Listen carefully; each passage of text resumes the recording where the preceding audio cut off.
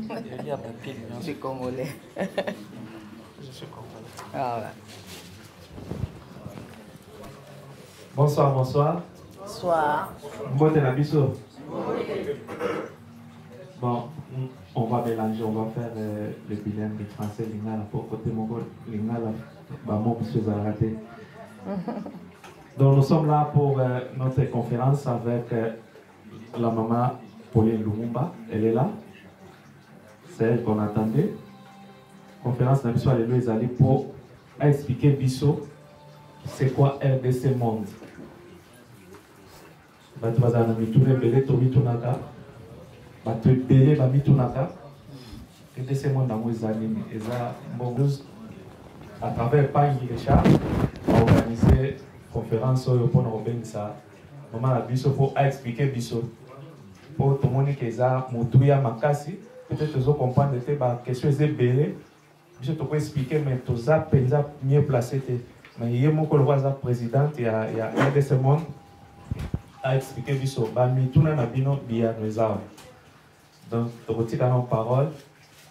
Na Journaliste. Papa Augustin a prié non avant de pour présenter pour tout que les musiques étaient déjà en retard. Journaliste et aux attachés de presse, il y a maman Pauline a présenté l'équipe. À part aussi que la maman Pauline Maloba déjà, à quoi déjà, mais tout le monde après. Nous qui organisé, Nasuka, on va parler encore sur RDC Monde. Bonsoir tout le monde. Voilà, je pense qu'on ne sera pas long ce soir. Et je pense qu'on pourra alterner l'univers français, ça irait mieux, je pense. Voilà, on est congolais, je pense que tout le monde comprend mieux la langue lingala que parfois les Français qui ne sont parfois difficiles. Voilà.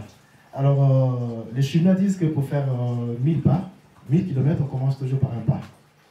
Donc, il y a eu Bâle, maintenant c'est Mulhouse. Voilà, donc, et puis chaque chose n'arrive pas de manière hasardeuse. Il n'y a pas de hasard dans la vie. Maman Pauline Lumumba, qui est la présidente de l'association RDC Monde, à Outi, Genève. Donc je pense que c'est là-bas qui est en accord avec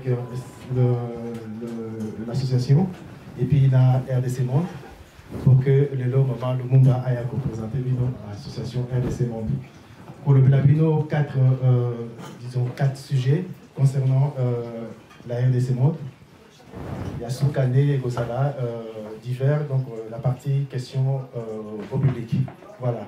Je pense que Maman Lumumba est déterminée pour convaincre Bino, et puis pour adhérer, et puis pour qu'il n'ait pas ça une large diffusion, et pas y a la méconnaissance et Sika Bazali.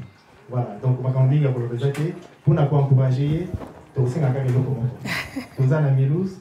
Tout le monde qui chaleur, vous avez qui l'ango énorme. Tout l'équipe plutôt mon ango pour qu'il y ait ta zonga à tika la nango la souvenir que non applaudissement wana na qui ovation wana na qui na Milouz et accompagner et puis à se souvenir nango pour se pousser et na charge na nango pour que le musala na et que de madame na vous ngabino vraiment applaudissement moko inoubliable. Tout betela ma beaucoup makasi pour que et puis ça y est encouragé.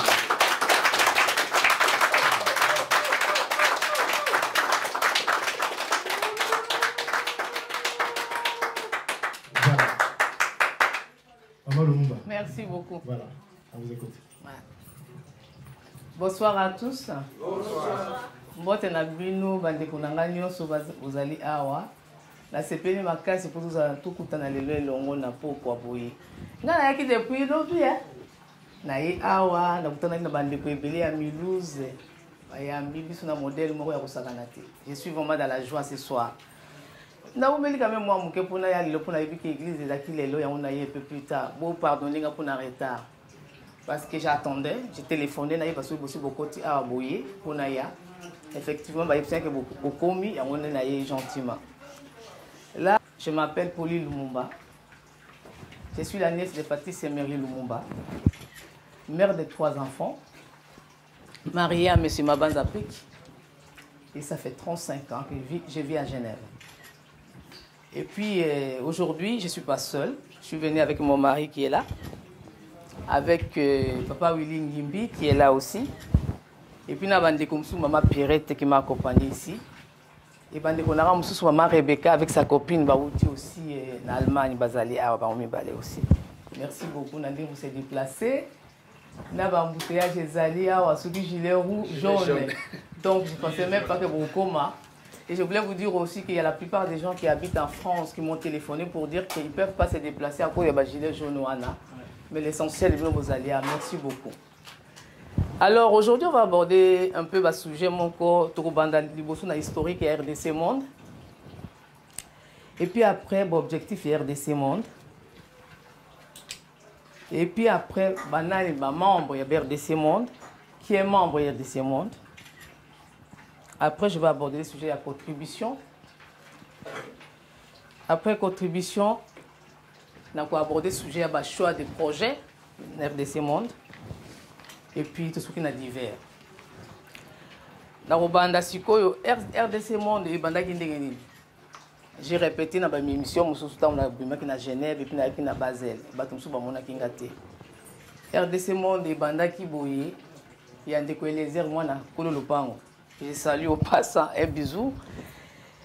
Je le voyais une fois comme ça, au monde de YouTube, comme la chaîne à télé, à la télévision, j'étais assise avec mon mari et puis tout autres là. Des coélézères, je ne les connaissais pas avant. C'était hasard, Mkoloan, avant de permettre à Mobile, et j'ai vu ces journalistes qui parlaient que la diaspora congolaise. Pourquoi vous allez bien sauter dans le boca à poto? Pourquoi vous ressentez bien sauter? Tout y a 1 euro, 1 euro, 1 euro, tout c'est quoi encore cette histoire?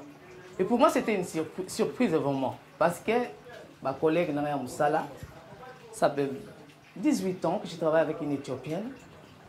Et puis Bango, ça a depuis des années. L'air est à pause, tout lié ensemble. Tout lié ensemble. Et puis elle arrêtait même pas de répéter les Bassara Namboka. Oh, Bassala Kabo, je pense que tout le monde va aller à Valélo, Bouye bien en haut. L'Éthiopie, maintenant, peut-être comme on a photo. Si on a un site internet, et quand on a eu qui appelle Yandé Pélézer, j'étais motivé. J'ai dit alors là, ce qui m'a au sala, nous on doit le faire. Après, on a vu papa, on a ce qu'on a pour les cambots qui ont décollé. Mon mari m'avait dit attends chérie, je pense que tu dois téléphoner décollé. Il dit à Ipsinga Bongo, tant on a le bac qui n'a biso, na ke malem malem, et à l'objet papa décollé à l'objet. Bon sang à naka qui nous puna na poto. Qu'est-ce qu'on devait faire? Papa a l'objet qu'il faut trouver un avocat. Pour ça, l'association Mon Côté Nganaye, on a été voir un avocat, la Katia Genève Mondele, qui nous a bien accueillis, tout est bien depuis 30 ans. Alors on a exposé les problèmes, et tout ça va congolais, tout ça va en Suisse, tout Moumeli, à Ibibiso.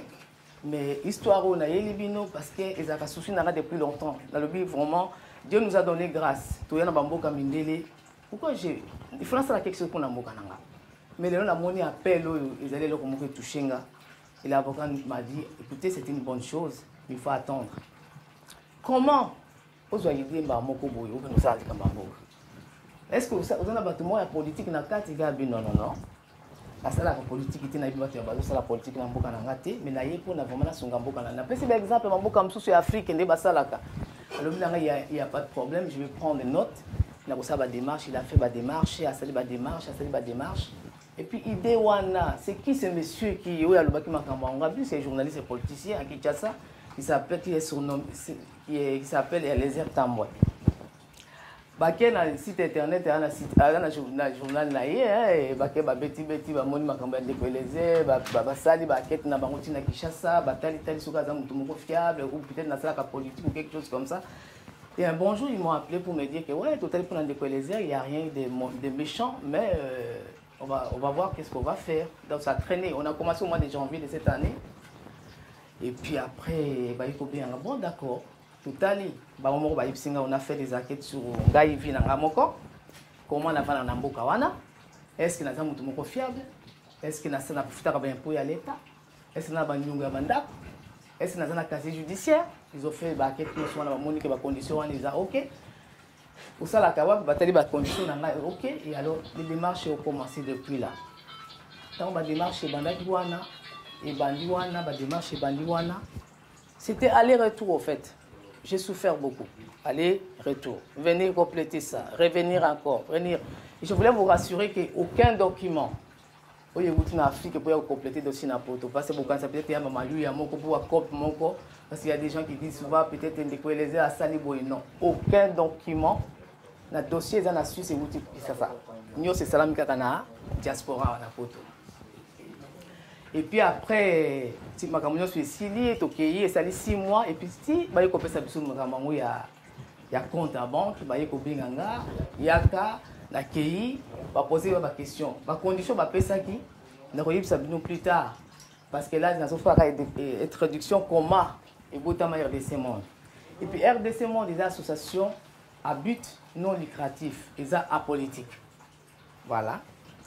Donc, qu'est-ce qu'on a les objectifs, il y a RDC Monde. L'objectif RDC Monde, c'est vraiment le but principal, c'est d'aller vraiment pour réaliser des grands projets. Grâce à la contribution de Congolais sur le monde entier, et puis à devenir autonome financièrement, parce que la main qui donne, domine. Donc, ça, on a notre argent, on peut gérer ma kamnapso biso mon compte, ou ça ma kamnapso biso mon compte, parce que la main qui donne domine. Et puis, et ça les locaux moko ya malam pour namboka na biso, so batum so baza ko salilango, eza isengo mingi, tout sangana, tout ya elongo, pour tout ça la makambo ya RDC Monde et Kende Liboso. Et puis maintenant, je vais parler des membres. Qui est membre dans le groupe RDC Monde? Qui pour devenir membre, il faut faire quoi? Pour devenir membre de RDC Monde, ça veut dire le même jour que aux autres contribuer, tu contribues aujourd'hui, tu mets l'argent aujourd'hui, demain déjà vous êtes commis membre.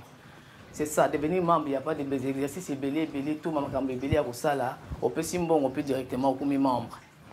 Voilà. Et puis, il n'y a aucune contribution, là je vais prendre un peu plus de temps, parce qu'il y a de musique aussi. Ma contribution. Je vais d'abord, avant de parler de la contribution, je vais parler de la Suisse. La Suisse, c'est un pays. Je ne sais pas comment vous dire, que tout le monde connaît la Suisse, même à Tanabassango. C'est un pays neutre, c'est un pays de banques, c'est un pays de crédibilité, et puis c'est un pays de la gestion de la banque est connue dans le monde entier. Et moi, pour moi, c'est une opportunité en or, et de chance dans Bokawana, qui va faire ça besoin de compte en banque. Pour moi, je vais parler pour la contribution encore. Pambo qui est belé bazan la poto. Tous allez belé ba Congolais dans le monde entier.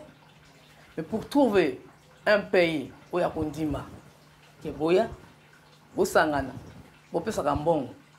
Là aujourd'hui, ça fait 6 mois que l'association existe. Mais bon, on a compte à RDC Monde aujourd'hui. Ils ont trafiqué de tous les côtés. 10 fois aux États-Unis, 10 fois aux Norvège, et aux Australie. Ça veut dire qu'ils allaient dans les 5 continents. Où se trouve un Congolais? Bon, ils ont comme en Suisse. Et pour moi, j'assiste aujourd'hui pour la Suisse. Moi, j'ai l'impression que c'est une chance au Bapesibiso. J'aimerais bien que Bande Gondanga tout la mouka. Mboka oya biso le Congo muta construire en haut et muta msoute kaka biso mo ba Congolais. Mais est-ce que vous trouvez ça que vraiment ils allaient ngolu en Zambie? Moi, je pense que 2018 et vraiment 2018 était à biso. On a souffert, on a crié, oya mbaloyo. Nzambe de notre côté. Donc, avoir ces comptes en banque pour moi, ils ont le coup en espoir qu'on a dit ma qui en hôtel. Et encore, pour naïf ça donne la sens on a que boula la tranquille. Mbongo ya les mbongo ils a kubatama. Ce qui botient un frère lelo et côté na libenga Congo.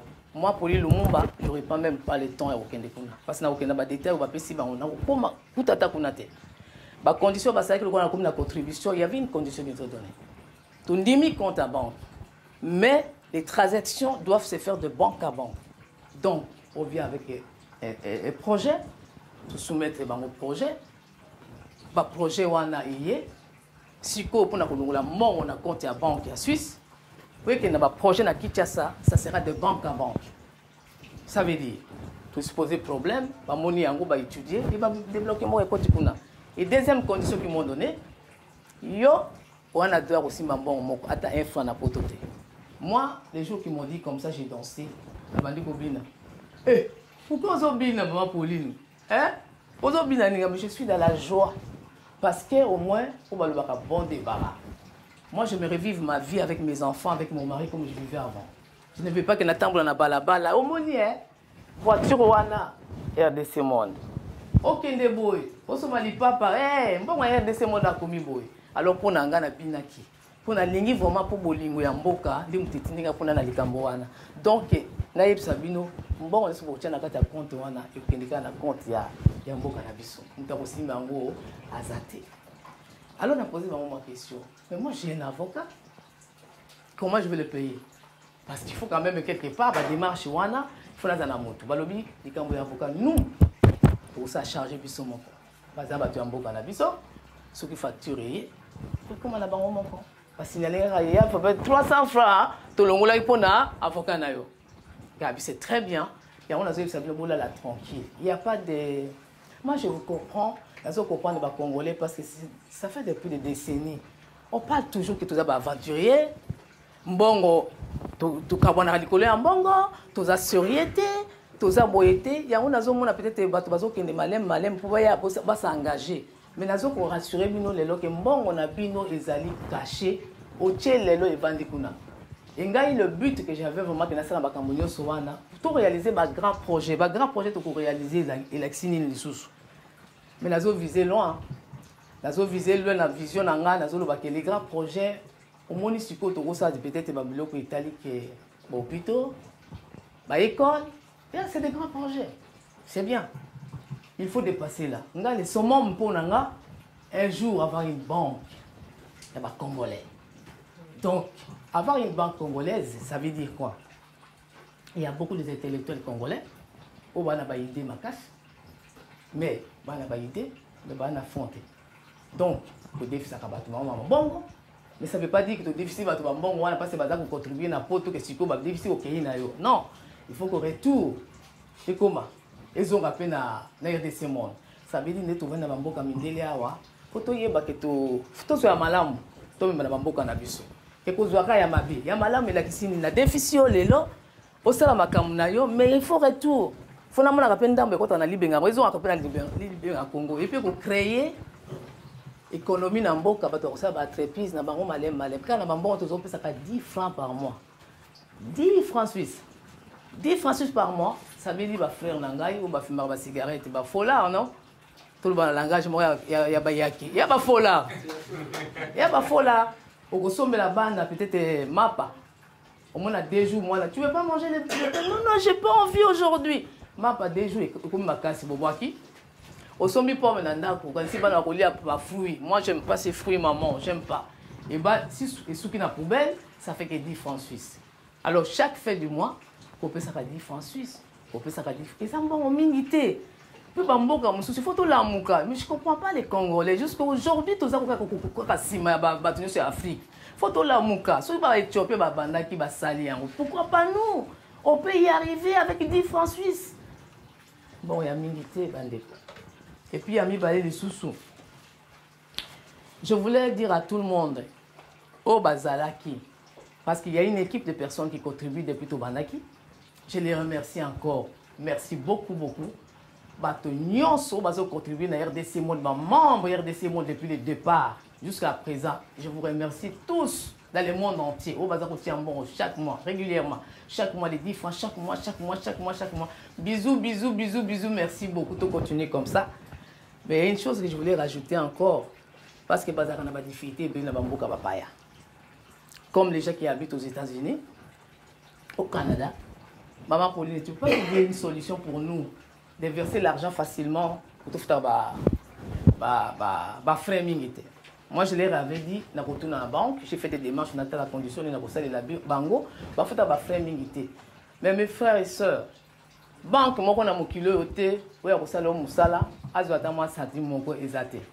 Donc, ezaboy. Moi je vous oblige pas. C'est un petit conseil nazo pesa. Pour nazo mona ba difficulté à patron. Conseil na pesa ezaboy. Comme na année tout na 12 mois. Au salaire ta versement à 6 mois. Au foot na yo ba frais, pour ça tire pointé. Pour ça 10 francs par mois. Au foot ba frais pour 10 francs par mois ezebele. Au salaire beaucoup plus à 2 fois. Bato va payer ça chaque mois dans solo. Parce qu'il y a des gens qui ont fait des ordres permanents, comme moi j'ai fait des ordres permanents, donc je n'ai pas de ces problèmes-là. Ou, je vais faire 12 mois d'affilée. Je donne une fois pour toutes. Ou alors, vous faites Africa une fois. Vous sortir en côté. Tout le monde a ma famille. Tout le monde a fêté l'ingé banasiko. Tant que vous avez un kini pour pas fêter ma famille na biso. Tout le monde a un anniversaire d'igno 5 francs, non? Donc, pour nous repérer ça pour nous mboka na ils ont un ngwa mako ya mike quoi. Ils ont un rien. Et on a lobby que so bato ba sala 2 coupures, ba sala ka boye ko aider bango pour na ba frais. Là on a lobby en paye. J'ai encore une bonne nouvelle parce que les gens me posent des questions. Maman Pauline Lumumba. Mais dis donc, le compte en banque, combien? Oui, les Congolais, pendant qu'on s'est réveillés, tous ont continué. Il faut tout ça la propagande partout. Bon, ils ont un compte en banque. Ils bandit parce que ça fait que 6 mois. Il faut tous aller belé pour ça à ma cam. Pour faire les choses, les grands projets. Moi, je pense pour commencer à faire des projets. Pour pas poser sur maman Pauline. Mais est-ce qu'il y a une possibilité à ça la table 2000 moko boy tout ça moi geste boy allez. On va pas commencer à faire il y a Mike. Les grands projets ça veut dire quoi? Sur les gens dans le lobby qui baye pas nanga oh ça que nous bim ça batunyo sur la maternité à maman yemo batu ba congolais à poto ba komona que tout ça les gestes. C'est pas ça qu'on veut faire. Muto akwa ina nzete oh pour na mawa tout foutu bon. Oh c'est pas ça qu'on doit faire. Mais pour un grand projet, avant de commencer à faire des grands projets, il faut barrer à 100 000 francs suisses. Et 100 000 francs suisses, c'est ça. Pour Nanga, les billets, tout ça, c'est faux là. Il y a 10 francs, tout ça par mois. Il faut 100 000 francs suisses pour ça projet. Pour les lorsqu'il y a 20 000 francs suisses. Tout ça, c'est le connu. Attends, on a tout mis le soir. Sauf que tu as 20 000, tout ça, c'est le comme 50 000, tout ça, c'est le comme. Carabino, moi, je ne sais pas Nanga. Mais bon, on a ça qui est le connu, on a sali. Donc, barème avec 100 000, on peut faire quelque chose.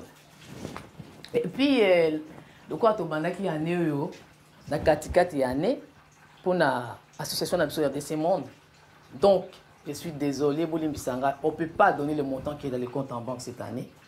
Mais par contre, à partir de l'année prochaine, si le bon Dieu nous perd tes vies, donc on paie ça détail sur le montant au mois de décembre.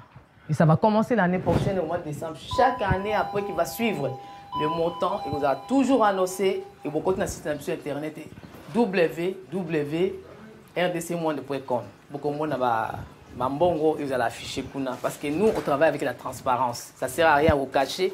Ça fait que 6 mois, on ne peut pas commencer à couper ça, montant, alors, Yangoana, vous allez afficher chaque année à partir de décembre 2019. Et puis, j'ai encore une bonne nouvelle à vous annoncer. On a commencé avec la banque. Les démarches à la banque. C'était fini. Et ça fait 3 semaines, j'étais toute seule chez moi à la maison. Et j'ai eu un téléphone de mon avocat. Il voulait me voir. Je suis partie le voir. Il m'a dit, maman Pauline. Parce que des fois, moi je m'appelle maman Pauline quand je parle avec lui, c'est un Suisse, hein, un blanc. Alors maman Pauline, j'ai une bonne nouvelle pour vous. J'ai dit, quelle nouvelle? Dites-moi. Ah bien, exonération et impôts. Les autorités suisses, le gouvernement suisse, va accepter Bissot. Et c'est la plateforme où il y a des milliards. Donc, il faut que vous impôts à l'État.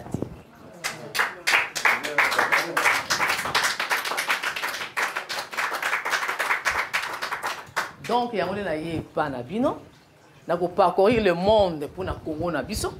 Pour le Congo Nayo, il faut na loba. Il faut tous ensemble. On peut faire des choses. Et ça, on a mon côté pour ce ngai pour nanga rêve nanga. Avant kata misu na mokilo na lobaka na nzambe na fuka maka tous les jours. Kozwa molimo nanga sikote. Lora to bandi likambo ya RDC monde. J'aimerais vivre à live que Congo ya lelo, isa Congo mosusu. Kaka na ba mongo mike, to kosa makama minene. Et puis voilà. Si on a aucun na les choix des projets. Les gens ils se posent des questions tout le temps. Bon ba projet ngwe ko zala ndenge nini. Ba on ba libi ba to on ba ko zaba nani. Tout est ba ninga na ba ko bazana sima ba ko twa kuna. Il y aura appel d'offres. Appel d'offres, ça veut dire que tango, to comme un plafond dans le bawana, tout Congolais n'ont pas papa, maman, va participer à la mission de Congo. Il faut qu'on paie ses responsabilités dans les Congolais. Pour moi, on est à l'État. Les Congolais. Donc, il y aura des appels d'offres. Appel d'offres, ça veut dire ce qui t'a eu une fois avec 3 sujets. Je donne un exemple concret, simple, pardon. Hôpitaux, ou école, ou je ne sais pas quoi. Alors, parmi ces 3 projets-là, Tolingi Bino Congolais. Tout comme dans ma site internet, tout le monde. RDC Mboulanda Kango. Est-ce que vous pouvez voter dans les 3 projets qu'on est là? On commence avec lesquels? Et puis les gens ils vont voter. Et là, si Condé, tant on va voter, et puis il y aura des groupes de projets.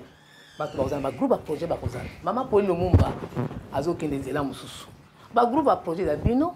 Ça ne sera pas moi, ça peut être vous, ça peut être la maman Rebecca ou quoi. Car on a 4 groupes, il y a des membres de ce monde. Il y aura un groupe de projet pour nous faire ça. Nous avons des sika na. Nous avons des sika pour nous kakuna bon et côté na compte. Tant on projet que ça donc il y aura parmi les membres, on va contribuer. Nde bakozala bato bakosala misala na kati ya mboka na biso pona RDC mo ezate ke mutu alibanda apesaka mbongo te ouais je suis un intellectuel j'ai des idées machin je vous apporte ça parce qu'il y a machin non okoya kopesa biso ba idée te parce ebele tozopesa mbongo nayebi ke ba mitu ya mayele bazala kati na biso et puis voilà alors c'est comme ça qu'on peut construire notre beau pays et na divers qu'est-ce que je peux dire na divers ça veut dire qu'il y a 2 choses. Dans un single makasi tout on a poto tout on a moins un salaire muke ba pesa biso mais bande connexion na ba Afrique bana ba la possibilité wanate bana possibilité wanate mais biso on a possibilité de salaire chaque fin du mois et j'aimerais saluer Papa Ley c'est un monsieur qui habite au Ouganda c'est un Congolais qui habite au Ouganda et puis il y a Papa Daniel qui habite à Lubumbashi. Cette histoire, c'est un peu bizarre. Ils ont envoyé quelque chose 150 francs suisses en décollésé à Kinshasa, Tamboué. Et la semaine dernière, le décollésé qui m'a appelé Maman Pauline, là, ça très. Hein? 150 $. Même on a mis en francs suisses parce qu'on met en francs suisses. Il y en a c'est en dollars. Et puis, quand on a appelé, on a tenté, ça les est belé. Mais, on a money, bon, il y a rapuna. Ah, la manduko swana ndekweleza ywe nakanga ite nana musana poto awa na susu na Kinshasa ya susu okoti ate na Western Union et comme awa côté RDC monde na monde entier maman na ngai limisanga na tante ngabitinda atinde lingambong boy comme 150 on a le bimu batu na Uganda les Congolais moka avivaka na Uganda atinde 100 mususu na Lubumbashi atinde 50. Et puis, je pense que essayez de toucher Bino, non? En Afrique, mais puis c'est aux alliés, tous aux alliés. Et puis, j'ai une maman, parce que nous, on a créé un groupe, il y a des membres. Je vais contribuer comme maman Rebecca, elle est avec nous. C'est que je suis en train de parler, parce que tant que j'étais en Suisse avec les bulletins de versement aux alliés. J'ai versé l'argent et côté pour la transparence, j'ai affiché dans le groupe il y a des membres, elle est là, elle peut témoigner, maman Pierrette peut témoigner aussi. Et puis il y a des combos différents, au Ouganda, au Lubumbashi. Et puis moi personnellement, j'ai eu un récipicé, j'ai un WhatsApp et puis j'ai fait comprendre des boy. C'est ça qui est grave pété. C'est un petit problème. Bino moko, beaucoup de quoi essayer. Kuna na Western Union, beaucoup et qu'on compte dans RDC monde. La personne des détails, c'est qui les bénéficiaires, tout ça. J'ai conversé avec eux. Et puis Papa Ley Azali, le président congolais soit en Ouganda. Et puis je parle avec ces gens-là qui sont loin de moi, loin de nous. Mais bien on va aller à Bozozelani. Car tout le monde va connaître tout le monde souvent bandana nous to ya Rolanda. Ah, ba Congolais Congo va laisser beba kalati. Nyoso ka ba nyoso pour aller en bongo. Mais attends, ce qui besoin toza ko mudir mboka na biso moko. Tozo lakela ngo mabe tout le temps. Congo ese beba kala. Congo wana bona boyi. Maintenant Congo e beba na ngote. Congo eza wana. Ce qui les longs zamba sali vraiment chance ya pesi biso que Congo wana lelo ba susu ba ndimi biso ba pesa mto numéro ya compte en banque. Ça veut dire espoir ezali. Ngai moko mama pour nous je crois que wana c'est eza vraiment que la entreprise moko ya monene. Je sais que na mboka ngala vandi. Je ne peux pas aller demander de l'aide maintenant. parce que et toi, le ciel t'aidera. Est-ce que vous voulez comment? La porte na robeta. Oh na robimisa bambo. Mais je ne peux pas les commencer maintenant. Il faut bisomo ba congolais. Tout ça na maman pareil moko boy. Ba moni moi monta moko boy. Tango ke na bango pour ça les biso ba okanisa. Ba ko aider biso. Donc il faut tous tia loboko. Malem ata kutu ba aider biso te na ba 10 francs wala to zebele na libanda ya mboka. To ko sala ta biso moko. Et puis to koma na suka. Là na clôture na batu ya Uganda tout ça. Et puis je voulais parler aussi au moni. Je vais donner un exemple concret simple. Pour les versements, il y a un compte. Et ça se passe que tu as une difficulté, mon coboy. Par exemple, je m'appelle Poli Lumumba. Et on a qu'une banque. On a versé les lots, on a buté les versements, on a commis Poli Lumumba. 10 francs. Et quantité. Et le mois prochain, on a eu Lumumba Poli. Donc, nos ordinateurs, ils ont faussé déjà. Mais c'est la même personne. Parce que nous avons le Mumba Poli. Donc, ils ont faussé. Ils ont difficile de combien de personnes vous allez faire la bunda pour la Zamoutamboka. Tu as la banque pour nous. Vous êtes combien? Vous êtes 600 personnes. Mais maintenant, il n'y a pas 600 personnes. Parce que telle personne, c'est la même personne. Telle personne, c'est la même personne. On a moutouillé moko. On a combien de satomine. Nous avons arranger la situation. On a menacé vraiment dans le monde entier. Si vous avez un versement, vous avez continuer. Ils ont plus facile peut-être dans le bateau parce que c'est ordre permanent. Ils ont la même chose et ça se répète. Mais derrière moi, les ouïes dans le bateau, à chaque fin de mois. Madame Poli Lumumba. Ils rajoutaient encore difficulté. Et comme 4e personne. Mais c'est toujours la même personne en fait. Balo Poli Lumumba, Lumumba Pauline, Madame Poli Lumumba. Ça ne marchait pas. Et on a signalé que tout pour ça la ordre pour tout ça comme il faut pas mindele les attaques parce qu'ils ont congolais qui na boire kaboy tout se respecter ils sont encore faut tout se respecter et puis dès que Eliezer Tamboué c'est un nom bon c'est un nom bien je l'ai parlé ça fait 3 semaines je l'ai appelé je l'ai dit que Eliezer il y a un mboka Afrique tout un ami qui a poto. Mais on peut combiner les deux. Moi, j'ai une proposition. Je pense qu'on ne va pas se limiter toujours à Tokomi Wapi. Pour la publicité à RDC Monde.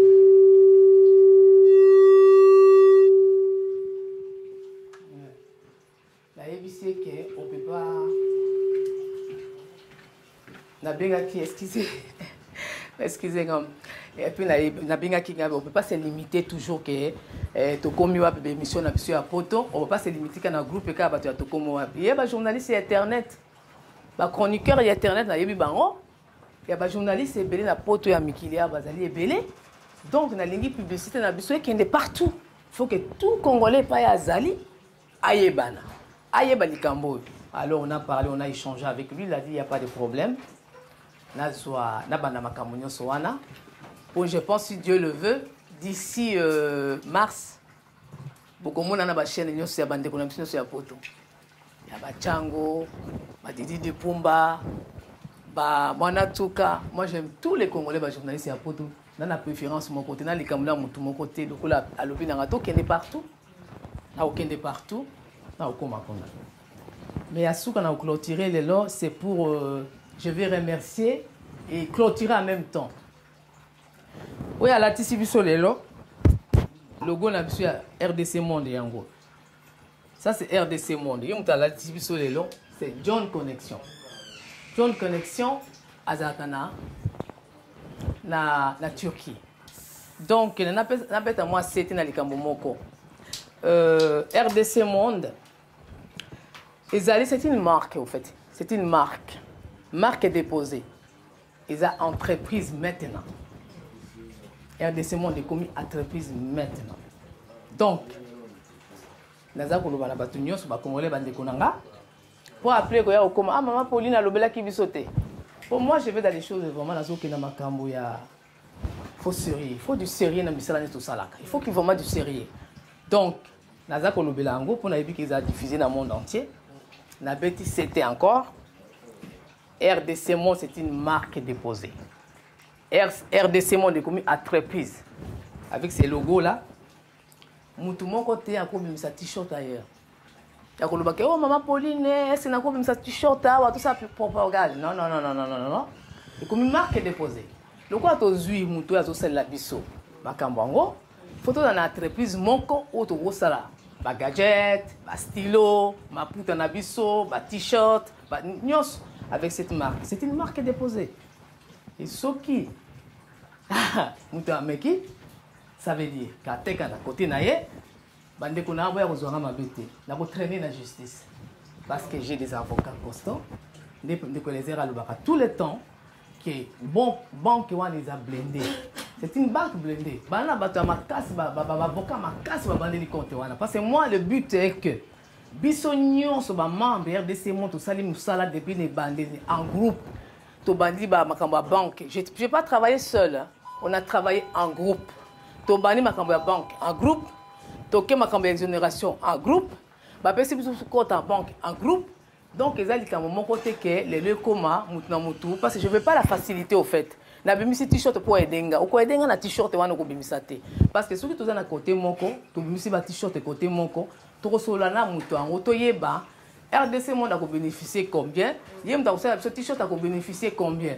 Donc ce qui n'a pas si bino que mutu musa ko tuna ngale lo maman Pauline na ko commander en lobby. D'accord, ça nous est difficile de commander lobby parce que c'est un homme qui est occupé. Pourquoi a occupé pour il a prix to banini no site internet pour commander on a coupé ça vient les loter parce que a débordé ça veut dire l'élection ya mboka na biso.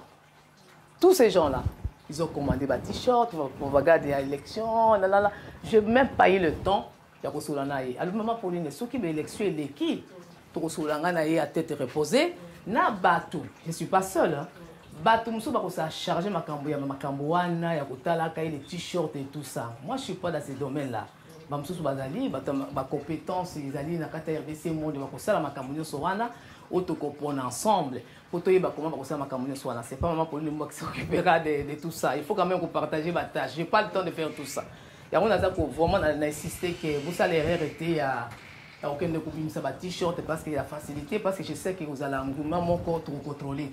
Bato ba contrôler ba kolinga ba balinga RDC monde essaie de démarrer mes frères essaie de démarrer kala mes frères et sœurs et comme na vitesse mon et tout ça grâce à Nani le bon Dieu le créateur de l'univers le Père céleste le Dieu de mon salut quoi parce que chaque fois tu kana bima toi oh j'ai tout marché ngana y papa parce que ce qui a zaté, beaucoup marcher pas à partir. Et ce Dieu là, je l'aime. Parce que depuis à ta défité, au monde n'a qu'à ta vie. Ce monde a tous un Dieu mon gars dragué au bout. La facilité, mon il y a un monde à Elio le lobe, c'est au monde aller mon gars. Aïe m'a dit. Aïe à côté de mon gars, on doit respecter et sauter. Mais nous avons ce qu'on a la population n'a pété non sauter. Alinga kolisayo. A all accès au légué. Si comme ma bolongo tout le soir. Kolo ya bikama. Nzambe nelonga Congo eza ya biso tolingi na biso te obeleli ye aza nzambe asalaka e nayebi sino bandeko na nga Congo ya lelo nzambe atali biso mais sikoyo est-ce tozozela nini azoloba mais est-ce que bazomona te makambo na sali est-ce que bazomona dans les 5 continents et pas congolais azali namona kaka moko mususu na vandika boye na mona mutu mususu abenga ona na Mexique kuna lisusu o ma Pauline le yebisa na makambo ya desi na komi na Mexique Mexique bakende pe kuna la banu ko expliquer moi pona yoki congolais ça partout dans le monde entier et il était temps que tous on a bamboka na biso avec peu d'argent mais il faut la régulier tout le temps chaque mois pour tokende tout tombola bendele ngana zolo baboye bande kuna na lika mususu ya kolobate ba t-shirt na c'est lobby déjà la CPL mi bato bayoki parce que na lingité ba question nyoso wana t-shirt na sala nini tozongi saboye na sala na et puis en plus de cela soki mutu alinga ba flyer les flyers mutu alinga ça ba publicité ba flyer c'est pas interdit pona ko pesa bande kona biso ba mindele tout ça kana bango tout est expliqué RDC monde tout là dedans mais avayo sala oyo moko faut ko benga Genève d'ailleurs tel en amboka tel au ça va flyer parce qu'il faut pas faut contrôler un peu ma cam parce que mutu kono ça kuna bakisi makamune mususu alors non Il y a l'exemple qui est à Genève. Nous tenons ça ba flyer, il faut qu'on tourne à Genève pour tindeli à multiplier dans boka naïe parce que tout l'ingité muto asala na ndenge naïe. Donc surtout les Camerounais, il faut tous à la surveiller pour m'aider à respecter biso. La dernière fois que je suis parti voir mon avocat, Mkoula, il m'a fait une exonération. Il m'a posé la question simple. Beaucoup on a combien? Je n'ai pas dit le bon temps, hein, mais moi mon temps a embrouillé. C'est pas grand chose, mais quand même, j'ai vu l'avocat qui était dans la position mon corps, il y a un respect ma casse collègue. Et pourtant, il respect il y a Moussoussou qui n'a jamais été comme ça. Ça veut dire que lui, il s'est rendu compte qu'on a commencé à 0, mais les lorsqu'ils qu'ils attaquent 200, ça veut dire qu'il faut salamé. Il m'a encouragé. Bon, Kende Kosakula partout pour la de ces mondes. Je sais que nous avons ça, et puis il y aura des sponsors, il y aura des dons. Un avocat qui te dit comme ça. Parce que les bossos, ils ont que peut-être que tu ne crois pas toi-même là-bas, mais on a qu'à changer mes alliés, et ça, c'est ngomi. Et puis, si Koyo, la évité sur la mituna, pour se déplacer qui, comme j'avais dit, maman Rebecca, merci beaucoup à Outimbo Kamopaya, ma chérie, maman Mimi, et à Outimbo, vraiment Allemagne. Bauti Allemagne puis bayaki pour tout na bango awa so mituna ezali pour makambo etali RDC monde so mutalinga yeba moi ma question mo bozana ngo pour la tika bino mo bouti be église et puis so peut-être tous attend ya kozonga demain le boulot hein? Il faut bosser quoi. Il faut bosser. Voilà. Est-ce que tout le monde papa olingo rajouter quelque chose ou tout va bien? Oh non, je pense que tout va bien? Ah. Mais toi ça. Oui, bonsoir à tous. Hein. Bonsoir. Alors, on a précisé, je pense que la maman, elle a déjà tout expliqué, elle a déjà tout dit. On a précisé juste en tout cas, concernant en tout cas la finalité, donc la finalité de Ngautoloba. Donc, c'est les apps de Ngautoloba, de Konanga, Fandi Bosowa. Donc, la finalité de Loko Toussali, donc ça c'est surtout pour les Congolais. Et la finalité, c'est vraiment donc d'avoir une banque. Et cette banque-là qui sera donc obligée, même pas obligée, son devoir sera donc pour vraiment financer un projet. Parce que, comme j'ai toujours dit, on a toujours pensé que les Congolais, il y a beaucoup de Congolais qui ont des projets, mais ils n'arrivent pas à aller jusqu'au bout de ces projets-là, par manque des moyens. Eh bien, celle-là, je crois que c'est une chance inouïe, tout qu'on va en profiter dans cette fois-ci. Donc, le fait seulement que la banque, la Suisse, Bambo Kebele, tout ça, ils ont accepté quand même que Bambo Mouikoya la Suisse, tout la France, c'est pas facile parce que tout ça, dans un moment où il y a, je dirais, il y a beaucoup plus blanchissement d'argent. Il y a des blanchissements d'argent, il y a des attentats un peu partout, tout ça. Mais la Suisse, l'Europe, les Américains surtout, qui sont toujours derrière tout ça, qui suivent tous les mouvements Bambongo. Et les autres qui sont dans la Suisse, ça, il faut voir comme c'est vraiment une chance et il faut vraiment la saisir. Donc c'est vrai que depuis le commandant Poto, dans le pays, en tout cas, tout ça, l'association, il y a dengue, mais jamais dans le monde, tout ça, oui, comme les Congolais, partout dans le monde, ils sont, et ils font quand même des choses mobilisées. Et il y a même des gens qui cotisent les yeux fermés. Ouais. Les yeux fermés. Donc ça veut dire quoi? Ils disent, bon, tout est bon, tout le temps, les pas bon.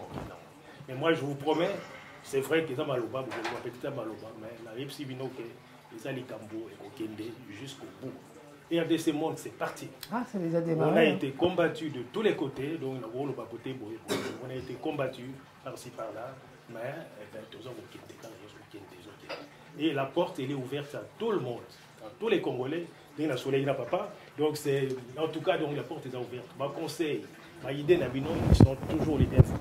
Ma projet, c'est vous allez exposer en tout cas en public, et puis vous ferez le choix, et puis comme vous avez des objectifs bien définis, beaucoup de monde qui définit dans telle période, et aussi la telle période. Et vous avez peut-être d'avoir retard il y a 1 semaine, 2 semaines, mais au moins vous voyez qu'il y a aussi là. Ce qui est silité. Nous vivons dans le monde d'Internet. Le monde d'Internet, c'est un monde moko, ceux qui maman a salé mon boulot, des faux bien, membres il y a des salé mon boulot. Je suis sûr que automatiquement ça va faire le tour du monde entier et c'est pas ça le but. C'est pas ça le but, il y a salir, donc on a une réputation, il y a Batou, Kakapona, Alikambo, Congo. Donc on se demandait comment on pouvait aider le Congo, et bien le moment il est venu, de comme il a Mobango, Et pas peut-être monsieur de Rousouka, monsieur Barobanda aussi va continuer. C'est ça surtout le but de ce monde. Et puis la force derrière de ce monde, c'est que les membres, plus nous serons nombreux, plus derrière de ce monde qui va là. Et c'est vrai qu'il y a des gens qui attendent aussi, qui disent bon, tous autant la peut-être, babanda. C'est vrai. Mais vous avez quand même la patience pour contribuer plutôt que des personnes. Beaucoup juger quand même de ces mondes, et puis, qu'est-ce que je pourrais dire encore en ce qui concerne donc au moment où tu le vois pour le combo. Donc parce que c'est question, il y a un programme, c'est un programme donc avec des bases de données et qui demande, donc, ça veut dire donc il faut vraiment bien préciser quand vous faites des versements, ils arrêtent de jouer un petit peu avec les noms, les lotiers, le lotier, ça nous donne beaucoup de travail parce qu'on travaille vraiment avec les moyens du monde. Et si, là encore, par jour, les fois 10, 15, 20 personnes qui mettent des versements. Et des fois, c'est toujours les mêmes personnes qui répètent. Alors, il faut vraiment tout ça là, très attention, il faut faciliter sur ma tâche aussi. Parce que dans le commis, dans le bureau, dans le commis, dans le donc on est vraiment donc. Mais RDC Monde, c'est parti. C'est vraiment parti, donc vous pouvez le dire partout, donc on va arrêter sur RDC Monde. C'est parti. Voilà. Les Congolais y croient, et c'est déjà une bonne chose. En tout cas, merci encore à tout le monde. Et vous voyez, c'est comme je dis. Merci. J'ai vu quand même quand la chaleur dans Katia Toulouse, j'ai aimé.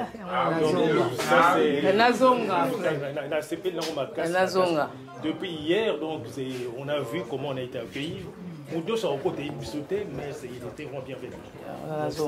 Maintenant, je repasse la parole donc vraiment.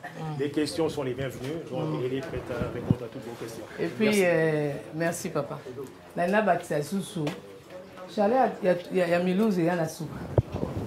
D'accord, c'est pas vraiment la personne. Merci à Ndé Moussous. On a eu un flyer. Si vous avez besoin, on a un ça Nasuka. Et puis, il y a mis balai. Pour que na passe que ba na banque. Pour na banque pour futa ba frais, ça sert à rien. Ba bulletin de versement ezali awa. Kaka sikoyo, opesi mbongo na yo. Otie 10 francs, okomi komo na yo. Il y a de l'endroit. Oh, c'est la Suisse qui a donné les bulletins de versement. Ils na sali en hôtel. Bokomi ba pardon, merci papa. Bokomi yango. Et puis après na bulletin de versement au Yoboutier comme on a bino. Comme j'ai fait avec Batouya Uganda et Batouya Lubumbashi. Na aucun côté en bon avant. Tango ici, na poser photo. Na tindi yango na WhatsApp et pas ya pangi. Akobenga mutu atiki kombo na ye à l'hôpital là, babengisaki na kombo na otala, babengisaki na kombo na yo. Donc eza kitoko mingi. Bopesa peut-être siko so bozana yango. Comme na kendeki na ndako ya papa pangi, atindaki biso na ndako to pema to zela nanu ava bongisa awa. Na kenanga, alobi na madame mendeni na komono na poka kuna te. Okoya te, abi na koya te ngabi no. Siko ozosala ndenge ni na ko attraper yo te. Ngane nazali na bulletin de versement. Ngana kopima wa te. Madame pangi yo tshilanga nanu avana kende pa mobali na yo kuna. Alors on a apprécié. Ah, maman Pauline, mais j'ai pas. Ils ont un bangabi, attends. Mais je vois, il y a ton fils qui est là. Il s'appelle comment? C'était comment son nom? Junior. Alors, Junior, attends, pata. Junior. On a attaqué Junior. J'ai dit, Junior, ta maman, t'as pas dit sur 20 francs là? Je dis, oui, t'as dit, je l'ai. On a demi, c'est après si maman a déficit. Maman a commis. Donc, il y a Milouz. Dinero ya Liboso, Madame Pang, Richard. Et puis pour le reste, il y a des choses qui sont à Genève. Nous avons des choses à 10 francs, on a combo na yo eliki. Na kotina nyonso bolike non, kotina biso pa ya pangité. Maman Pauline, soit téléphone na WhatsApp otie la ngai na mona conversaki na kotie. Il faut que ozala au moni tango Jésus et balwaki, il faut que ozala livre ya vie. Il faut pas comme kombo na yo kuna. Siko batu ba na Uganda. Basi bakoti, bebino batu ya poto, boza même pas kuna te. To comme na famille munene uti Uganda Lubumbashi. Faut pas comme kombo na kati kuna. Donc ma bulletin de versement ezali ya wana kombo na kotindela bino, po pesa biso confiance. En tout cas, avant na zoba mituna ya bato. La CP tellement makasi. Ah, papa Richard, vous avez Ah, en tout cas, Milouz. Ah, Milouz n'a lili à ma paix. Milouz. Ah, n'a lili ma paix. Ah, Papa Richard. Ah, n'a lili Milouz.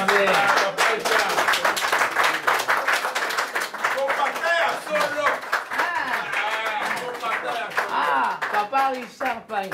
N'a eu bien à ça parce que vous savez l'organisation a bino awa de bokana bato mais yo mto zwa qu'il est devant au bénéfice na Milouz il y a bénéfice kitoko na Milouz et puis bata Milouz vous avez kitoko boyene vous avez ka bolingo bino na soka ndege wana parce que na kamwe ah ya solo parce que eloko mwana kamwe na solo na mama ya pangi na ndako na ebisenga bi na tambola ka bamboka na bandi pe le temps na photo. Mais jamais na mona na kenda quelque part na mona batu ya mboka moko balingana comme ça. Na mona jamais. Ona kwa papa Jeff ndeni na bien. Oyo ngai papa Pangi kuna mon frère. S'il te plaît.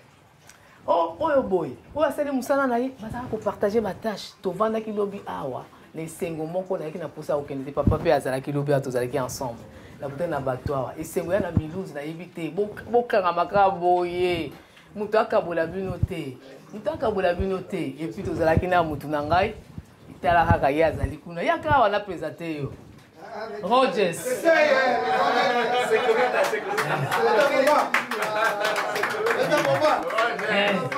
ah oyo ezali maître oyo ya maître Rogers vraiment ekuba ye alors wana oyo nde mutu na nga parce que depuis tobandaki na Basel tozalaki ne ensemble. Donc, on a eu mon frère. Merci beaucoup à tout cas. Papa Richard, merci beaucoup. Et puis, je vais remercier aussi Papa Jeff, qui était tout le temps là, gauche à droite, gauche à droite, gauche à droite, gauche à droite. Yelanga, je vais remercier encore l'association Je suis Congolais. Oui, Zali, on a beaucoup remercié Bino Nyonso.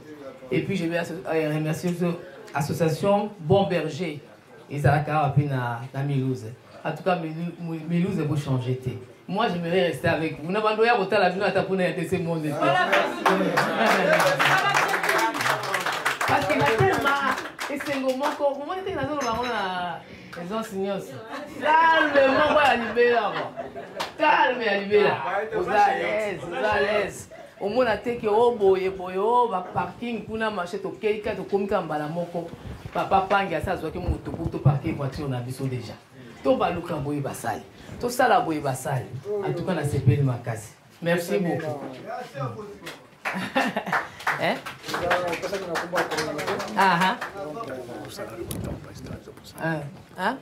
Ouais, merci papa. Au moins, Milouz. Ils ont continué la communauté, va célébrer ce geste, moi, il y a qui t'ont repris qu'à Siko, maman Birette. Il y a Rotanga, Okomaka, Libela, Komaka, communauté Milouz. Je suis Congolais, Milouz, sous couvert RDC Monde. C'est tout.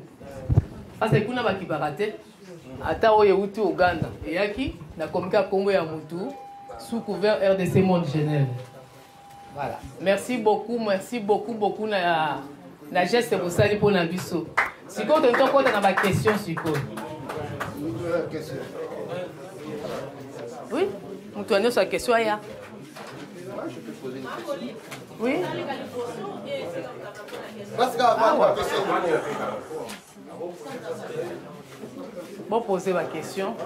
Pour bino pe bokozonga, pour kozonga, le bébé musala. Ouais mon frère. Dis-moi. Oui mon frère. Question na ngai ezali ke tokopesa biloko nyonso tu oyo esengeli tosala. Amen. Mais mbongo wana ekende tobongisa baécole publique oyo ezali na Kinshasa. École publique, il faut ezala dans toutes les communes et dans toutes les places possibles. Accessibilité, il y a bana bakende classe.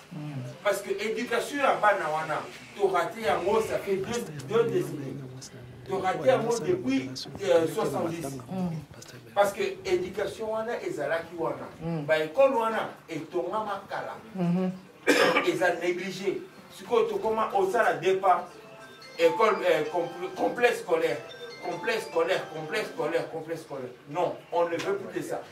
L'État, il faut aller que non, Moka, pour la base de l'éducation, il faut batanga gratuitement. Banana biso bazotanga gratuitement. Awa na mboka o. Alors pour nani ni banana biso batanga gratuitement. Merci beaucoup. Comment on a ici mundimi. Ah merci papa ici monsieur. Na sepeli na mutuna na yo. Dès que allez à Boy, l'État a namusana na ye. Il y a des sémones pas que ça musana na ye. Donc, vous en France non. Resto du cœur. Ils allaient partir moussous. L'État fait va partir moussous. Donc, on va travailler en collaboration. Ça veut dire tant on va camber aux ala. On va travailler en collaboration. Pourquoi je dis comme ça? Tout à l'heure, j'avais dit. Tant on a dit tout à l'heure, la main qui donne, domine. Donc, on va donner maman. Tout le monde on va donner maman. Merci. Question, monsieur? Oui, mon frère. Je réponds au nom de Dieu Gondombasi, je suis réalisateur. C'est mon ming et mon abino. Réaliser la solution à Boyer pour un bon pour ça, un projet culturel et un projet éducatif. C'est vraiment, je suis très content d'abord. Merci, mon frère. J'habite à Bâle. Alors, je n'ai pas une question, mais j'ai une proposition peut-être. Oui. Parce que la maman il va te appeler l'Afrique, parce qu'on a mal fait l'Afrique Afrique, et l'organisation africaine, ça pose toujours des problèmes. Alors, dans ce cas, c'est la conférence de presse au Sénégal, à Dakar. L'Afrique, pourquoi l'Africain, toujours s'il y a quelque chose, il y a l'argent, ça pose toujours des problèmes comme des enfants. Alors, la conclusion, on va voir Kawana, juste, il faut avoir deux personnes et ça doit être clair. Tout clair. Il faut avoir un Facebook, les groupes. Les lots sont passés $1 million. La bingo, mon frère, on a $1 million. Vous avez idée. On va travailler de mon côté. Ensemble. On a passé des décennies dans Makambuka, Oya Yibi, Oya Yibi, Oya Sali, Oya Saliboui. Il y a la transparence, j'ai parlé de la Suisse tout à l'heure. Ngai Moko avec les groupes, il y a ma maman, parce que je n'ai pas travaillé seul. Ce qui est là, un de ces mondes des années, Nakatia Suisse, assise en Suisse, c'est pays neutre, pays des banques. Ça veut dire fondation. D'abord, il faut regarder la fondation. Fondation est solide. Vous avez besoin de l'église, na sable, on peut payer et quoi. Donc la fondation est solide. Solide, wana, ils ont moellon. Moellon, c'est la Suisse. Nga le na koleka. Yokinga, le long la leki. Oya leki, bino continuer. C'est ça la fondation. Et puis batu ya mayele, bakoya, bakolakisa biso. To kanisa kate na ndenge ya congolais tout le temps. Il faut tout changer ma mentalité. Oya ko simba osala nango wapi. Zela na papa, oya okenda osala nango wapi. La transparence. Il y a un montant et que l'année 2019, dans le mois de décembre, va afficher. Mais ils ont dit que nous avons checké, ou il y a checké. Il n'y a pas, parce qu'on ne retire même pas l'argent ici. On n'a rien à coquer, que nous avons combien dans la carte. Papa, j'ai des infiltrés dans RDC Monde. Il y a aussi battu un air dans RDC Monde. Si on laisse la liberté, que tout le monde a la bouille, pour battre la bouille, et que ça là, va critiquer à Batum, pour décourager, pour mettre ma bolingo, pour n'importe na bango. Ah, t'as kuna bazaka na un frère à Pamba Kalo, bazandengeni. T'as la siko à Néo Unions, pour y aller le côté. Et ça, tous dans 5 francs, pour y éviter, 5 000 pour y éviter. Mais en décembre 2019, ça sera affiché, ça sera à la portée de tous les Congolais pour y battre. Association RDC Monde, ils ont un montant autant. Je ne peux pas faire ma cambouya sima parce qu'il y a la banque, il y a tout le monde qui est là-dedans. Et il y a les tambours, vraiment, papa, pour tout ça, la confiance, mon frère. Pour une fois, il faut qu'on aille. Merci.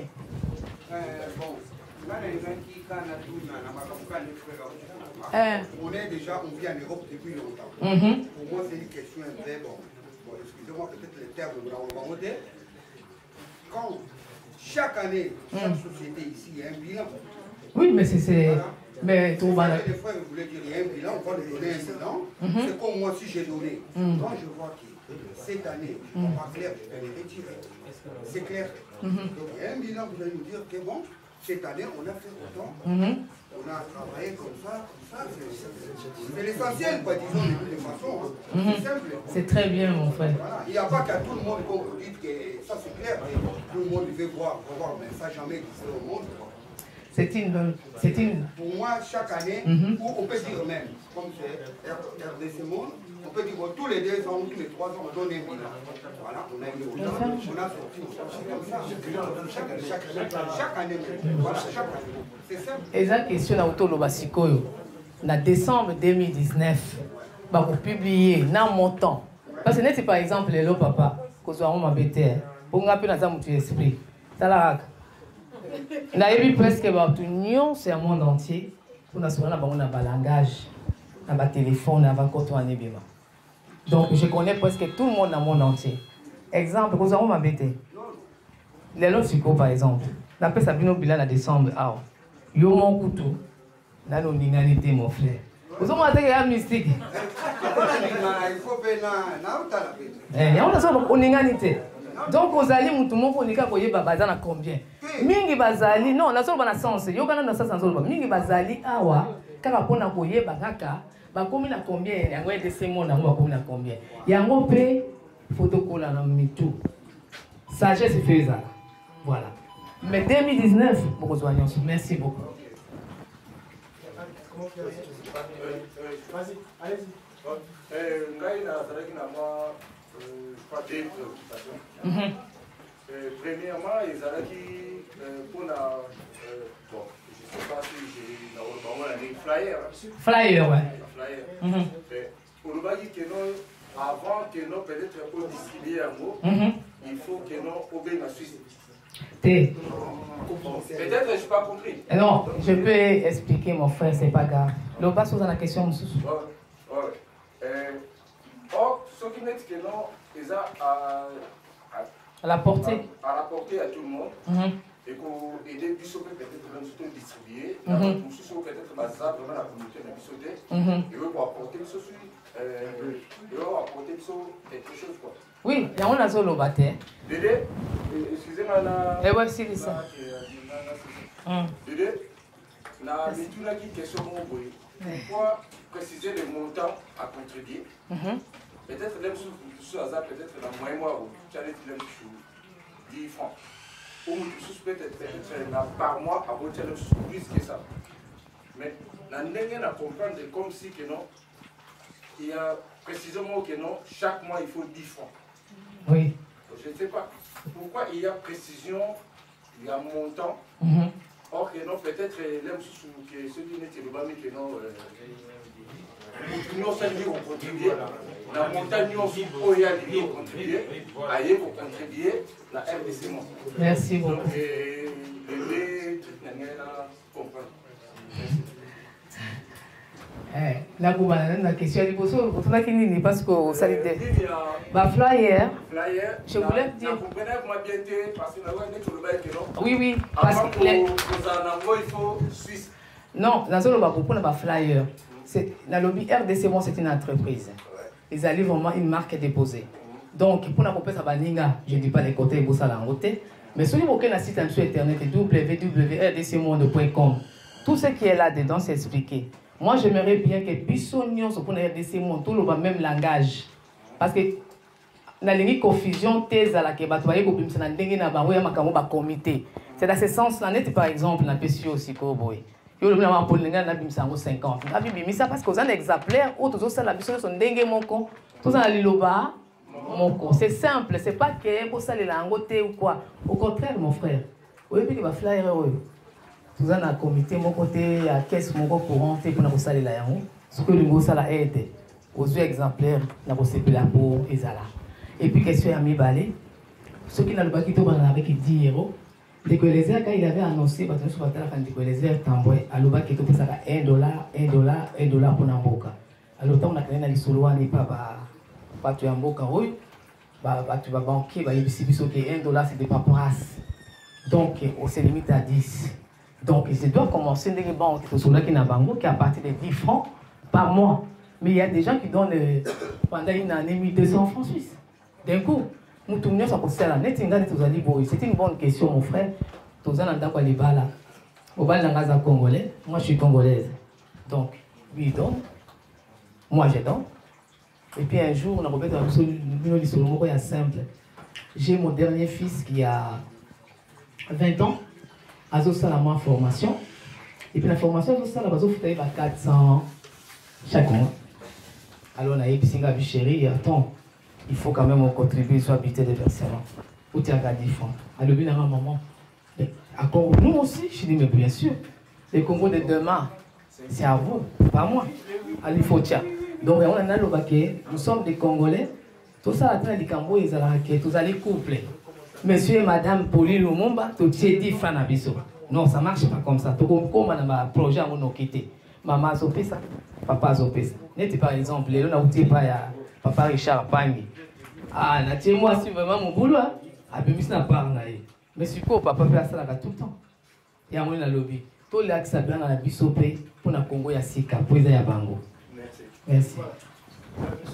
Et puis, surtout bandit pour ça un projet Siko. Pour moi, on a un exemple concret simple. Maman Rebecca est là. Batouba dans le groupe de maman, papa Richard est là. Tant on va lobby, bah aucune macambo association, tout ça qui groupe de maman.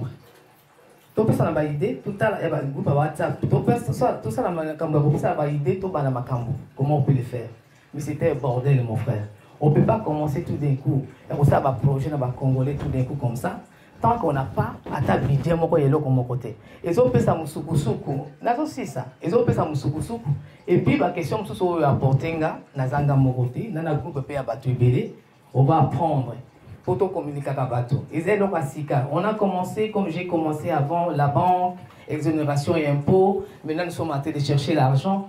Bino, bateau Moussou Bokoya, vous complétez la Bino pour avancer ensemble. RDC Monde, ce n'est pas un moment pour nous qui va construire le Congo. Ils ont la Bino, bateau Moussou Bokoya, pour compléter intelligent pour avancer ensemble. Nous sommes qu'au début, mais au moins, là-bas, pour toi, je vais donner un exemple simple. Baminde, il va aussi un projet. Les projets là, ils ont tout ça là boy balaba loyo bakoti molane so ba mimba comme te na c'est pas changer en haut pas na budget mais nous les Congolais quand on fait un projet bon exacté exactement mon boulot comme ça ko alors ça zo comprendre yo ba tu belé ba bien nga ba yisa maman Pauline tout mon a pas c'est belé ba ko ça biso mingi ba association à l'Okota mon frère j'ai rien à vous rassurer à part vous dire que la Suisse c'est un pays de banques tout est sous contrôle ngande ko na komaka kunate. Même en tant que pour le monde, qui m'a comme sauté, mais yo ya ko bakisa un plus na likamboana. Eza yo, eza ya bisonyos, il y a matonyos. Maël ko ya yo ko ya ko bakisa. Voilà. La question maman Pauline. Oui ma chère. En tout cas, Tanyama na sepeli na polisi nzambe. Merci. Parce que zaki souci na biso. On nous a appelé ça tout ça le mot qu'on a RD sur mon combat. C'est vrai zala na babilo ka nikeni luka to me kata mo lo mo et puis mamisimba te. Mais la commission so ya vraiment c'est la doué. Donc merci vraiment les amis na dit que ça quand on a acheté le beau pour la prière na biso enfin que lo mo kwa cité botama vraiment de soutenir en haut il est vraiment très bien. Merci. Question d'Angèle Zala qui peut-être la question où elle comme nous sommes comment les deux ça pour tout là. C'est vrai la moni ba projet Zali. Voilà. Les mots le dit que ba projet na biso objectif il y a récemment déjà qui ba école, ba hôpital, toi ajouter un plus dans la banque. Voilà, exactement dans la banque, il y a fait ça la crédit, voilà. C'est une bonne chose. Maintenant question d'Angèle Zala que après avoir recours à la sommaire pour atteindre un montant, biloko wana sikolo ekozala na compte ya s'associer na l'État, ekozala na privé, ou soit ekozala qui RDC Monde qui va être le responsable de toutes ces choses. Parce que les biloko batebele baza na pour ça va s'engager, mais avec tellement il y avait vraiment beaucoup de but de confiance, il y a beaucoup de gens qui se méfient. C'est pour cela que la famille va y aller.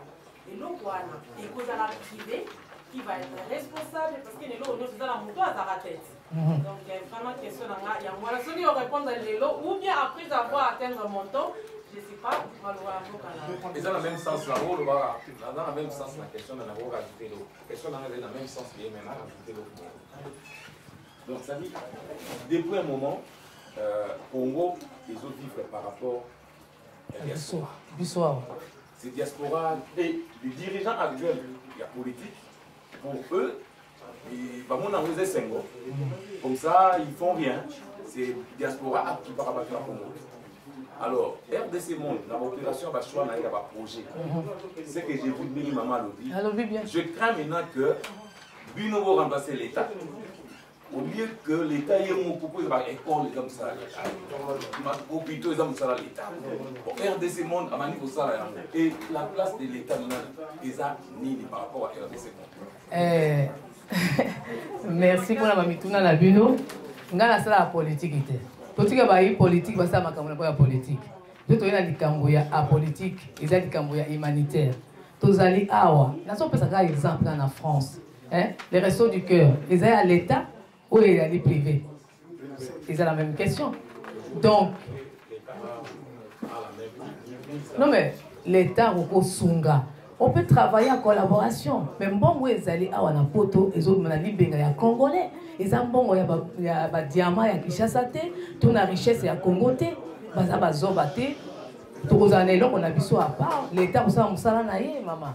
Et ça, les Cambodgiens, l'État, vous avez un temps où vous avez repoussé en état de au contraire, l'État n'a pas de linga bango parce qu'un jour, et que vous allez bango payer, bango va que bande pour la soupe, que l'ina boka mo pa ba si vous quelque chose.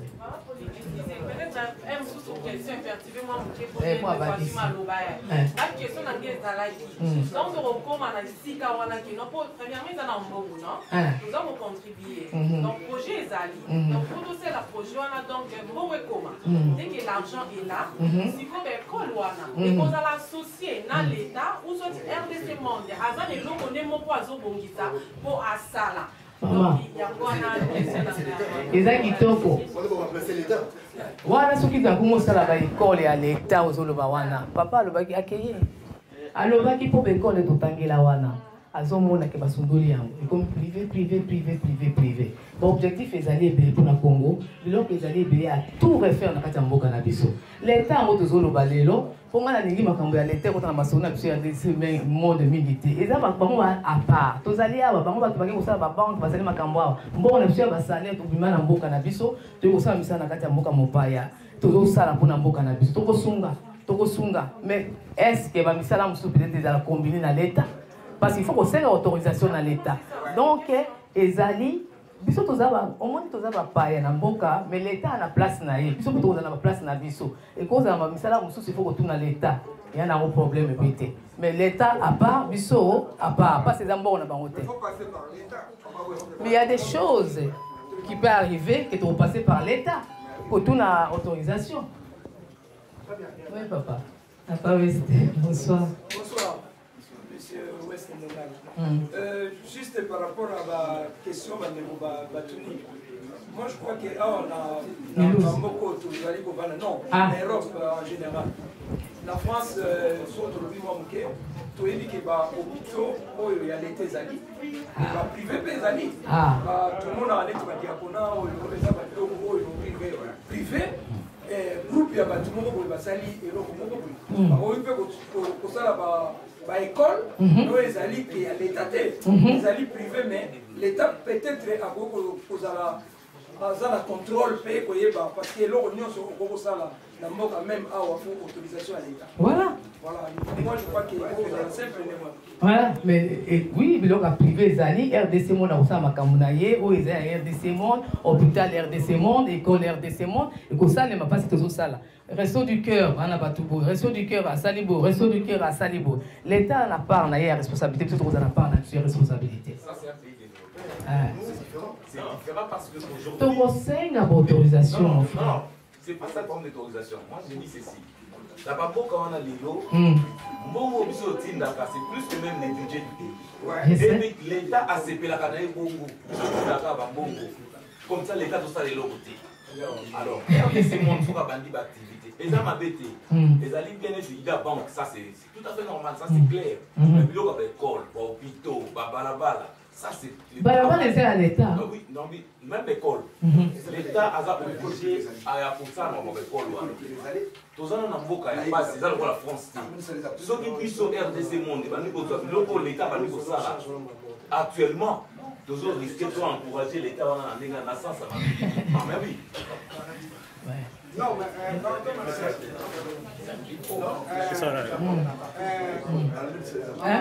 mais question ya lobi wana ya la question mususu oyo etali oyo ekomi likambo etali ya baleta na kati faut tout réfléchir parce que je peux pas répondre dans la yakina likambo ya RDC monde j'ai l'impression que vous partez plus sur l'état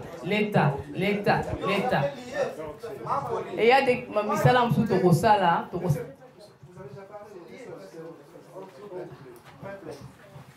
nini je sais pas quoi. Ah, pasteur, bonsoir. Bonsoir. C'est pas grave. Des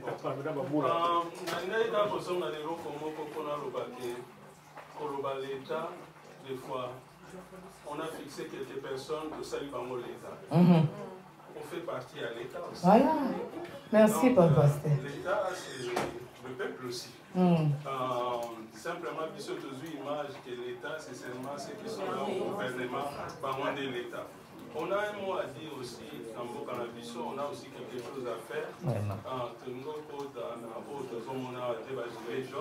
Mais ils revendiquent aussi et puis ils mettent des choses en place. Il faut réfléchir toujours de mettre des choses en place, de sorte que, toujours ça individuellement, qu'on les fasse ensemble. Amen. Parce que on continue à aider, à soutenir, mais là, monsieur, on a aider, à soutenir quelqu'un vraiment en solo. Mais là, on veut faire quelque chose pour les alliés et pour contribuer. Moi, j'apprécie l'idée. J'apprécie et puis on est tous dans cet élan. C'est ça qu'on encourage aujourd'hui. Merci. Que tous en association, Oyo, ESA, assis, construit, afin de réfléchir. Voilà.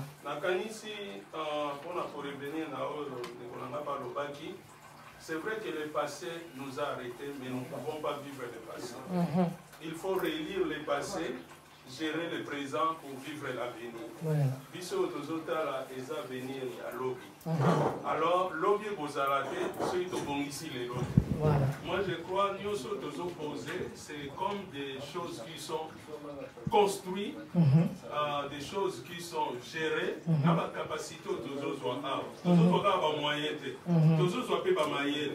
et pour permettre biso lobby na bango kala biso to sala pe makambo délé. Même si tozolo ba pona bango tozolo ba l'État. Mais tant que nous sommes la société de transport, nous sommes à l'État, et ça, il y a voilà. Mais dans mais comme nous sommes à baiser mais donc, nous sommes pour ça. Dans la canisse, c'est vraiment le temps de se mettre en confiance. Nous autres travaillons parce que confiance, manque de confiance, tout ça, de l'autre côté, nous allons toujours là à observer, à tourner à rond, voilà. Même s'il y a un qui a échoué, qui a connu les échecs peuvent devenir des échecs. Donc il faut utiliser les règles à passer pour aboutir dans Babylone et aux Amara. C'est vraiment quelque chose à apprécier.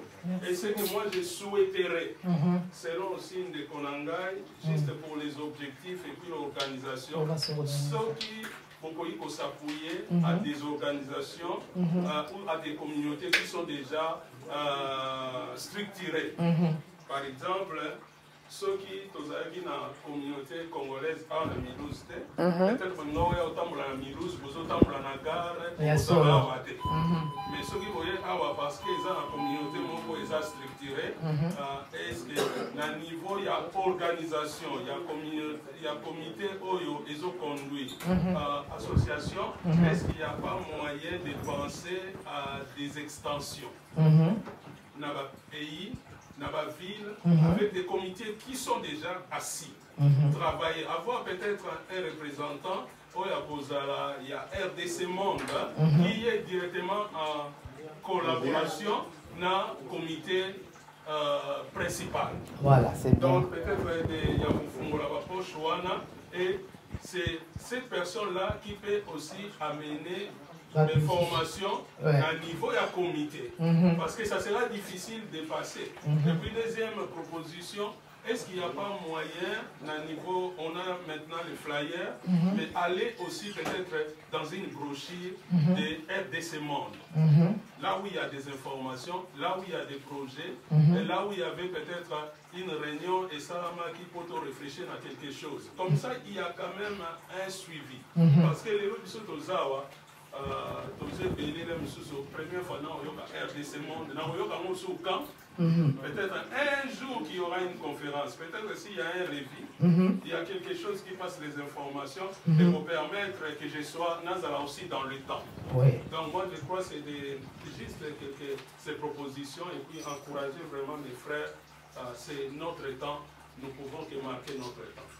Donc, merci pasteur.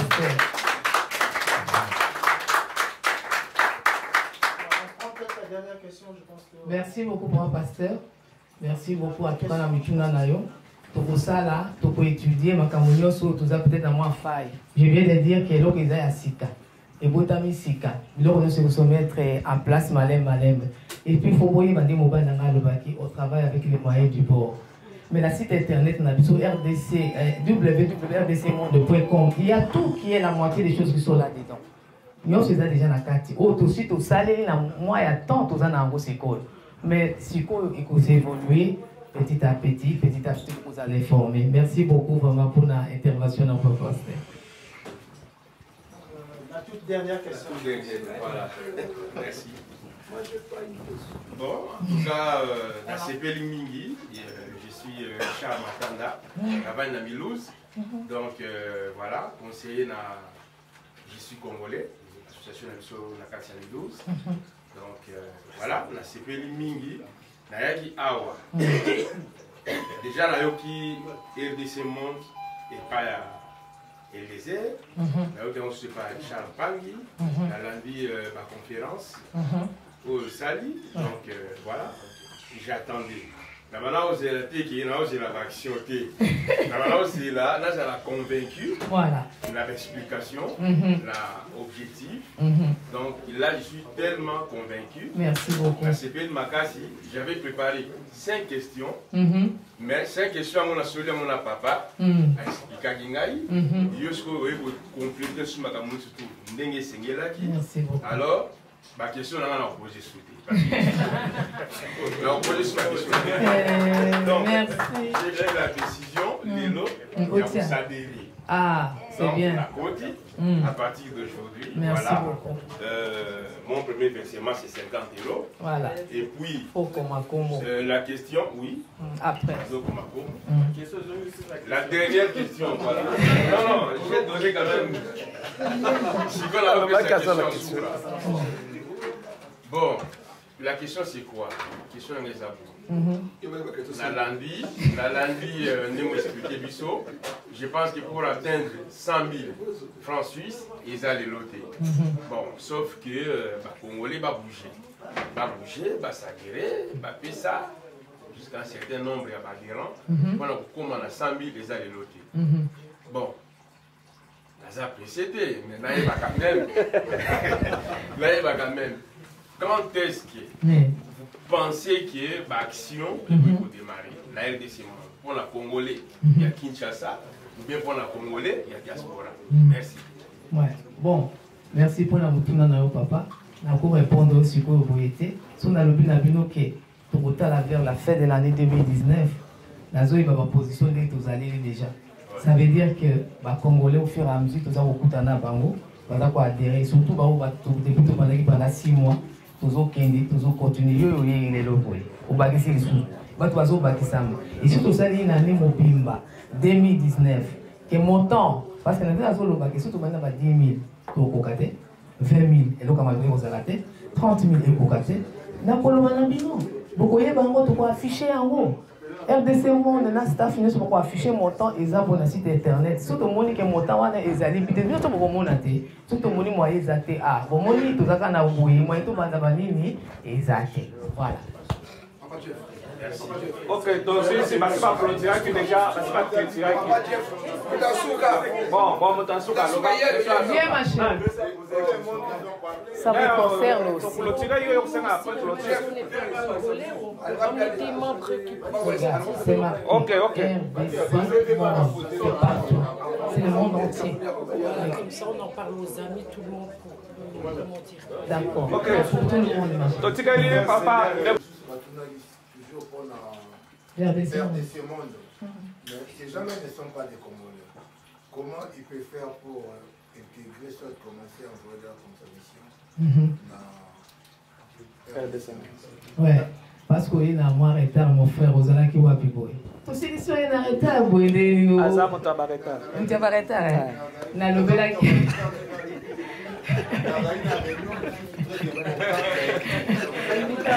Et ça, les gens côté, quand on est sur mon amour, quand même. Attends, en retard. Mais on a eu ça que, na lobaki yango tout au début que, au côté na site na biso www.rdcmonde.com.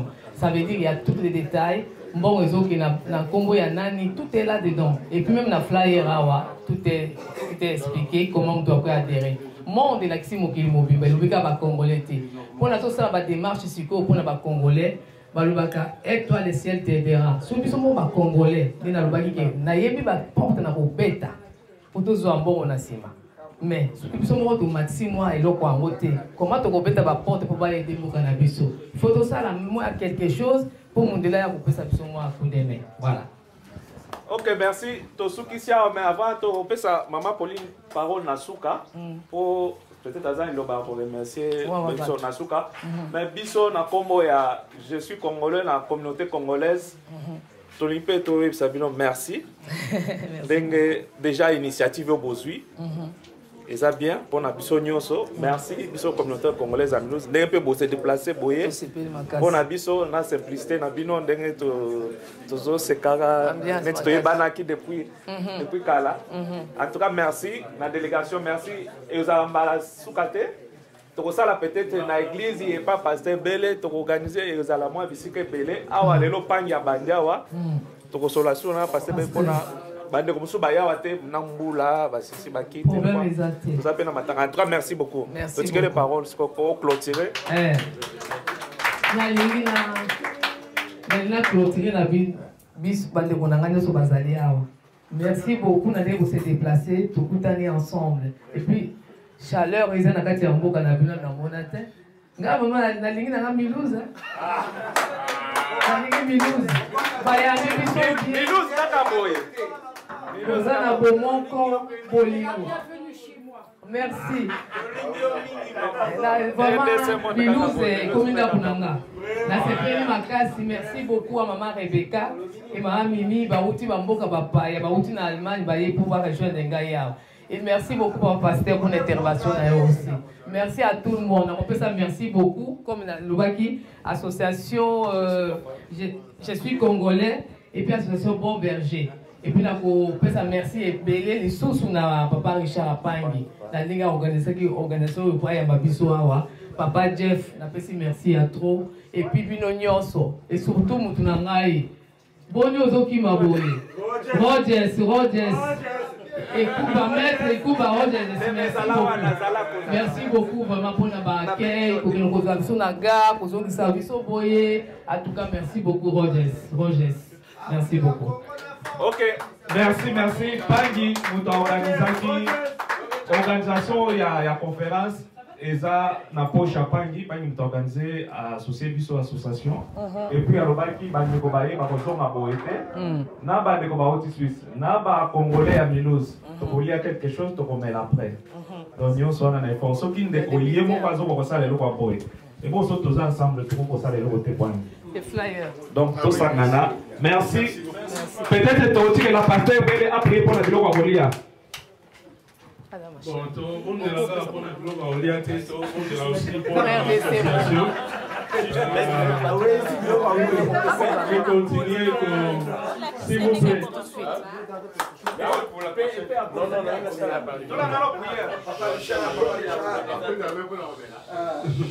Tout le monde est là aussi pour l'association. Tu as dit que le maître des temps, des circonstances, c'est Dieu. Yeka Abriko Sala que les canicieux et qui ne liboso. Seigneur, nous te disons merci pour ces moments que nous pouvons être ensemble. Merci pour toutes ces informations. Tu as besoin toujours des hommes qui s'élèvent pour bâtir. Et merci pour cette initiative. Nous bénissons encore Maman Pauline, toute l'équipe qui travaille pour RDC Monde. Nous sommes là comme des Congolais qui s'élèvent pour bâtir notre pays. Nous avons besoin de toi, de ton aide et de ta sagesse. Continue à nous aider. Et bénis aussi ce repas que nous allons prendre. Bénis Richard qui a tout préparé. Seigneur, que tu te souviens de lui, que tu bénis ses entreprises. Nous voulons prendre ce repas avec des actions de grâce au nom de Jésus. Amen. Amen.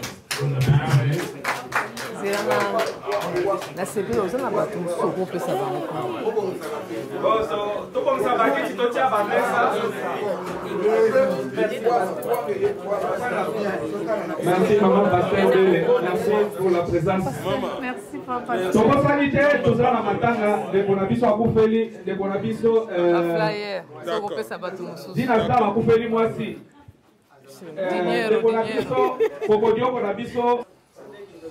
Naza Navane Milouz, la France.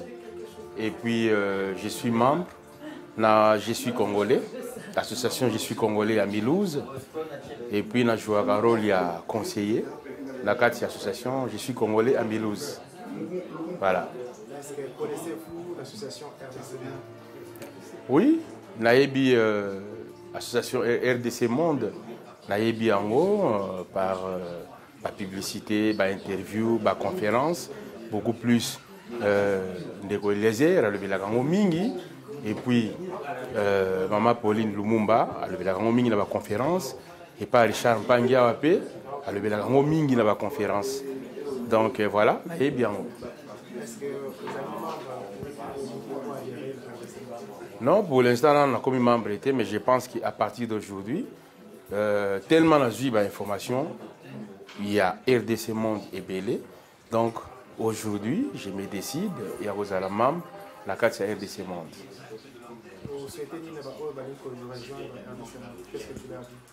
On a souhaité que rejoindre RDC Monde. Base de courage, baya kokota na kati, baya ko s'adhérer à RDC Monde. Parce que c'est une association, une grande association, il y a un monde entier. Les Congolais bipai na bipai bozali. Donc beaucoup d'associations moko il y a un monde entier, RDC Monde. Boya ko s'associer et puis voilà. RDC Monde makambozi belé na kati, ils ont un projet belé, ya ko sunga Batou, Congolais précisément, Nakaya maladie, Nakaya décès, et puis Nakaya projet. Beaucoup plus projet pour la diaspora par exemple.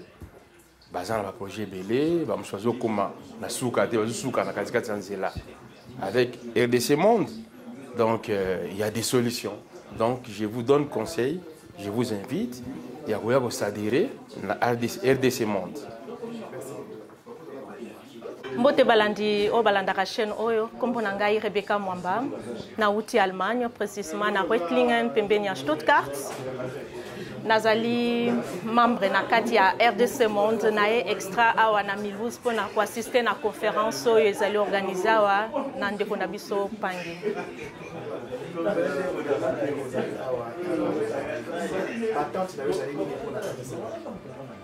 Batante na ngai ezali ke RDC Monde ndenge ezali apona kosangisa bakongole nyonso tuna kati ya mokili mobimba ke tosangana tozala bomoko po ndenge nalobaka mosapi moko esukolaka elongi te.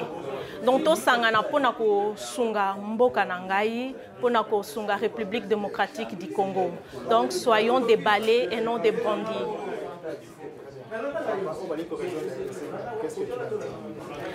Baona no bakoti RDC Monde bande kunanga boya bobanga te. RDC Monde des associations moko ezali sérieux ko banga te po mbongo na biso mbongo biso tozoti eza na kati ya sécurité yaka oyo na nozu information te oyo na noyebi te ndenge na okota te baza na site na bango www.rdcmonde.com okozwa ba information nyonso tout okotanga et puis okozwa ba contact ezali pona ko contacter ndeko na biso mama Pauline na bandeko na biso baza membre kuna ba ko expliquer yo donc obanga te ya okota ezali pona biso nyonso tout boya boya RDC Monde kaka boy. Qu'est-ce que tu souhaites des gens? Die Leute, die noch nichts entschieden haben, als Mitglieder in RDC Monde zu werden, ich würde sagen, ja, sollen kommen. RDC Monde oder RDC Welt, Demokratische Republik Welt, es ist eine Verein, die verrückt, alle Kongolesen sollen zusammenarbeiten. Es geht eine Einheit, dass wir für Demokratische Republik Kongo kämpfen. Wir haben verschiedene Projekte. Und diese verschiedenen Projekte können wir das machen, wenn wir nicht Geld haben. Deswegen, alle Kongolesen, die überall in die ganze Welt sind, sie sollen kommen und Mitglieder werden für Demokratische Republik Welt. Es bedeutet RDC Monde. Es gibt so eine Website, es steht drauf, dreimal die www.rdcmonde.com. Wir sollen kommen und für Demokratische Republik kämpfen. Dankeschön. Bonjour, bonsoir, ça dépend na Erbo Landabiso. Je me présente Mimi Monzi, na uti na Allemagne, na Villa Eschingen. Bon, je nesika oyo pour na conférence au basalisi awa na papa na biso association eza na Milouze, association ya papa na biso Pangi. Voilà, donc yango moni toye na esika o. Si RDC Monde si na ebi yango na yokaki yango et pas copine atalisa yango alobek nanga yango donc nazaki intéressé, c'est la toute première fois na yawa. Je suis intéressée, je veux quand même venir. Donc, yango na e. Si, na oka kiango, na ebi yango, ouais, na ebi. Té nazana membre té, donc c'est la première fois que naya, donc du fait que est intéressé kinga vu ba projet au bazanango parce que eza souci na biso. toyedaka mwa muke na ndenge na biso moko aider Congo mais tellement ya monde eye eloko ya bana mboka yango wana donc nazalaki intéressé naya nayoka déjà na moni qui est intéressé nga donc na komi déjà membre voilà. Pour vous retrouver ici, nous sommes à Milouze. Milouze, c'est Orin, Alsace. On est à l'est de la France, on est en frontière avec Basel, Suisse et Allemagne, Freiburg, c'est Milouze. Ici, c'est Milouze. Moi, c'est Jeff Kabonka, je suis le président de l'association de la communauté congolaise qui se réunissent dans l'association Je suis Congolais. Je suis Congolais à Milouze.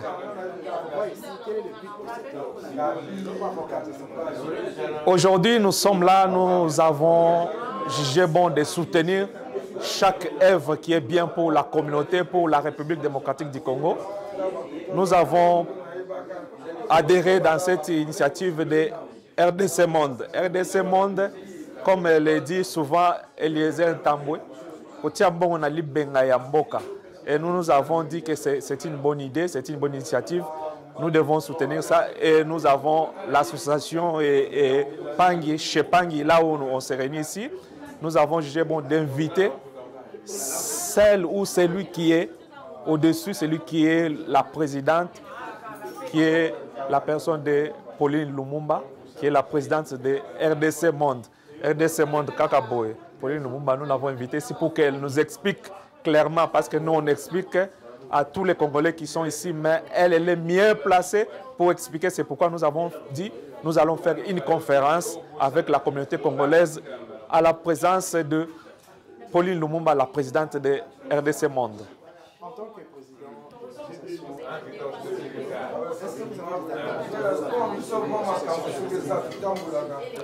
il y a presque tous les adhérents de Je suis Congolais, tous les membres effectifs, ils sont en train d'adhérer dans l'association RDC Monde. Mais c'est petit à petit parce qu'il y a trop d'explications. Nous, peut-être, on n'expliquait pas bien. Mais comme Madame Pauline Lumumba est là maintenant, ça va aller vite. Parce que nous, je suis congolais. Celui qui se sent congolais est concerné par RDC Monde. Si tu es vraiment un Congolais, tu es concerné. Ici, je suis congolais, nous sommes, comme c'est dit, je suis congolais. C'est que des Congolais. Donc les Congolais, je suis congolais. Donc tout ce qu'on parle de Congo, nous on est là. Est-ce que vous avez des attentes RDC Monde, nous attendons qu'il y ait toujours l'éclaircissement sur tout ce qui se passe.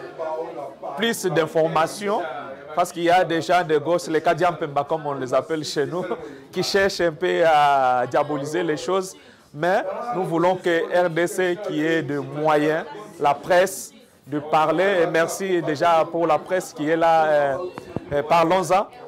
Merci parce que c'est comme ça nous voulons que RDC Monde avance. Nous attendons que les comités avec la présidente puissent bien marcher, puissent être en harmonie avec la communauté, avec la diaspora, avec les Congolais en entier. Merci, merci. Tchangaka, comme on dit toujours, Tchangaka, suivez-nous sur notre chaîne.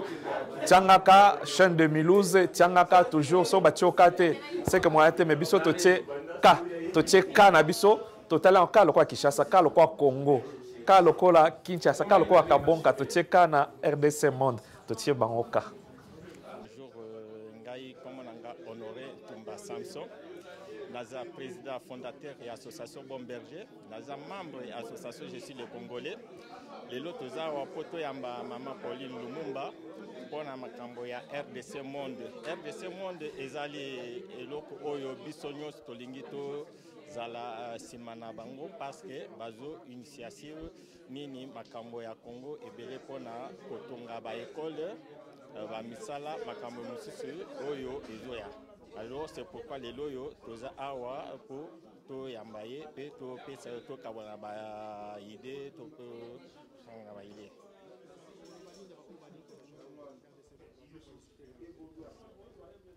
Pona RDC Monde kambo nga nazo ba RDC Monde na lingi ke kambo ya liboso nazo senga ke RDC Monde azala na initiative moko monene pona Congo.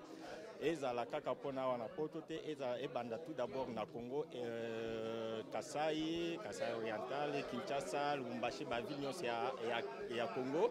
Après tout se développer. Une fois que se développer, to bandi lisusu na monde entier to koti na Chine na nino wana et nazo senga pona avenir ya RDC Monde.